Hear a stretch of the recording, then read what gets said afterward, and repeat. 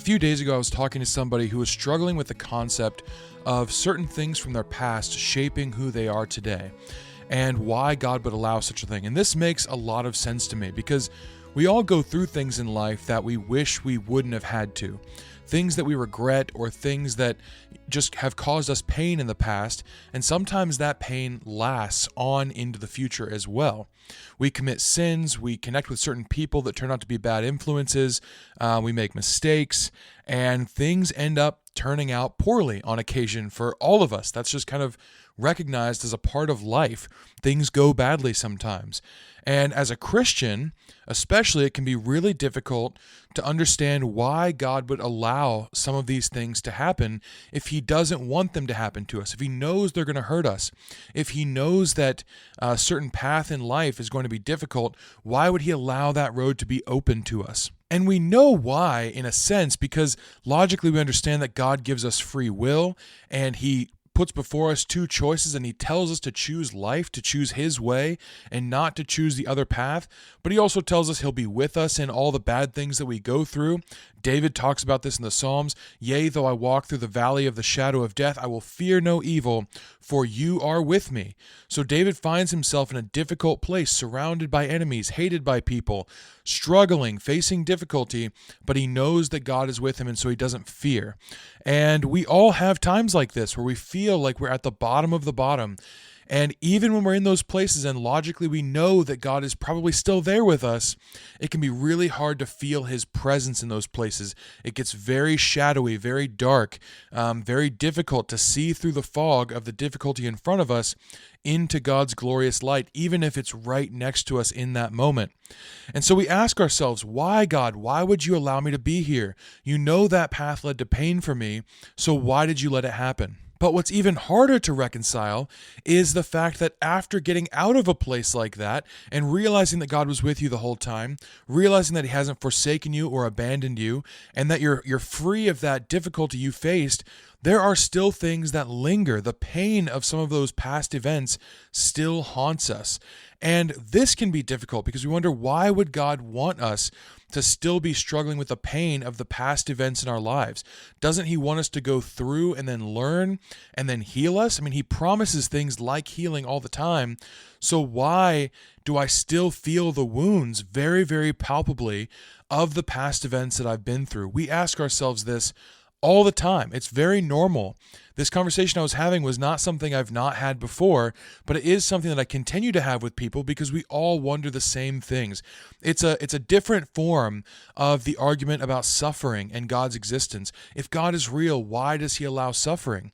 And this is just prolonged suffering. Yes, we can think outside of a scenario. It's possible God allowed that suffering for my betterment and for my learning, but now that I'm out of it, why has that been allowed to shape me in ways that seem harmful, in ways that make me fearful, in ways that are not conducive to growth? Why has God allowed these things to still mark up my mind and my heart? As an example, let's consider someone who might have been abused as a child, which is one of the worst things you could have happen to you.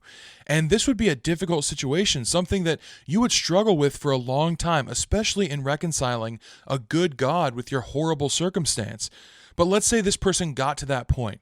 They realized God was still good, even though they lived through a difficult time, and they wanted to give their life over to Him. They'd think, okay, this is good. I believe in God still. I trust in Him. I believe He wants good for me, and so He has my life. But I'm going to seek out relationships in life because that's what humans do. Maybe it's friendships or a romantic relationship. And then they start to realize, even though they are out of that situation, they're no longer being abused. They've come to understand that God is good, even though they went through some serious pain in life. They have these difficulties in their relationships because of that past hurt. So they are still continuing to be affected and harmed by the past. That should be over in their minds. They think God should have healed me. Why am I still going through this? And this is a normal and rational question to ask. In fact, we are not the only ones to have ever asked this question. Many people throughout the Bible dealt with a difficult situation, got out of it, but still experienced difficulty or repercussions or trauma from the event they lived through. And I guarantee you they had questions about this for God. Why are you continuing to keep me in pain or difficulty after bringing me out of a difficult situation? This reminds me of Jacob in Genesis 32, who, if you'll remember, he wrestles with God, hand-to-hand combat with a supernatural being, the creator of all things. And this was a difficult and a strenuous situation. When you read this account, you're like, Jacob, just give up. You cannot win. And even though it's true, he can't win, there's no way he defeats an almighty supernatural God by virtue of physical strength alone. But he's applauded for the fact that he doesn't let go and he doesn't give up the fight. And God touches his hip, and his hip joint goes out of socket. Now, why did God not allow the situation of the wrestling to be memorable enough? This has not happened in all of human history that we know of, except for at this time. It certainly isn't accounted for in all the rest of the Bible. Jacob has a unique and singular experience, and still, God gives him something to walk away from that fight with that's going to remind him of that event for a long time to come, namely a limp because of him touching the hip socket. Now, there's debate over whether or not God let that limp go on for the rest of his life or not. It's a common belief that he did, especially it says afterwards that Israel doesn't eat the meat at that part of the hip socket on animals anymore out of respect for the wrestling that Jacob did with God. So potentially this is something that Jacob was remembered for a long time, but it doesn't necessarily mean he lived with that limp forever. But it's certain that he walked away from that fight with pain that continued on past the actual altercation itself. And this is very similar to the things that happen in our lives, where we deal with something difficult, walk away from it, or get out of it, and still experience kind of this residual pain afterwards. And we ask ourselves, just like I'm sure Jacob did, was the first event not enough? Why am I still facing this pain? And this brings me to another example of somebody who went through incredible pain and still bore the markings of that well after. And you're probably already ahead of me, but this person actually shows us that there is purpose behind that residual pain. And this is Jesus Christ. In John chapter 20, Jesus appears resurrected to his disciples, and he is still bearing the scars of crucifixion. We might ask ourselves, why? Why would Jesus do this if he is restored to his former glory? If he no longer needs to wear these scars, why does he still have them on his body when he appears to his disciples? And I don't think we consider this very often. It's really, really interesting. We just think, yeah, Jesus went through this difficult time, and afterwards he showed the disciples his scars.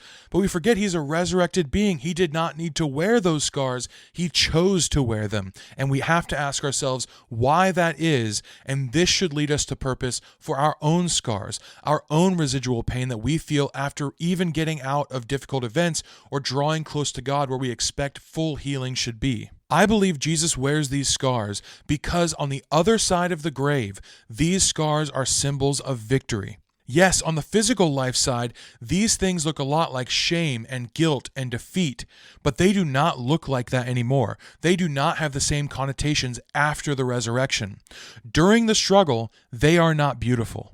They are incredibly difficult even to witness, and yet, after the resurrection, they are things to be closely inspected by his disciples. After the struggle, meaning after the resurrection, these scars both identify him and tell a new and different story associated with him. And if you think about this, we do this in small ways already, especially guys. When we get hurt, of course, we complain while we are hurt. It's not a good thing. It's not pleasant. We don't like that something broke us down or pierced our skin or broke a bone or did something that caused us pain. We don't like that at all. We hate it and it hurts, but we almost hope that it leaves a scar because then at least we'll have a good story to tell about it, right? The scar in that situation goes from something that tried to take us down to something that failed to take us down.